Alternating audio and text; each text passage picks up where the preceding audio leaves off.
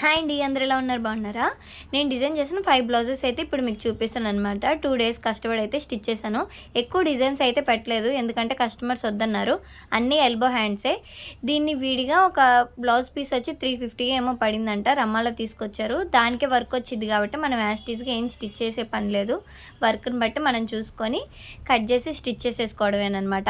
అన్నిటికీ యాజ్ యూజువల్గా థ్రెడ్స్ అయితే స్టిచ్ చేసేయమని చెప్పారనమాట. నెక్స్ట్ బ్లౌజ్ వచ్చేసి ఇది శారీ మీదది ఈ బ్లౌజ్. గా అయితే ఈ ఫ్లవర్స్ ఉన్నాయి కదా, అవి హ్యాండ్స్ కి అయితే రావాలి. కాకపోతే కస్టమర్స్ వద్దన్నారనమాట. ఈ బ్లౌజ్ కూడా వచ్చి శారీలో బ్లౌజ్ అనమాట. దీనికి బాహుబలి హ్యాండ్స్ పెట్టమన్నారు. కాకపోతే క్లాత్ ఎక్కువ తీయాల్సి వస్తుందని అయితే నేను నార్మల్ గా స్టిచ్ చేశాను.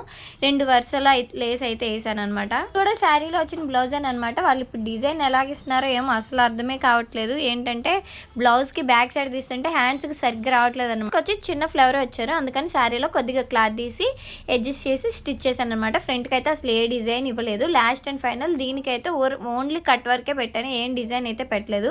మీకు ఈ వీడియో ఎలా అనిపించింది? నచ్చితే లైక్ చేయండి, షేర్ చేయండి, తప్పకుండా కామెంట్ చేయండి. Thanks for watching. By to all.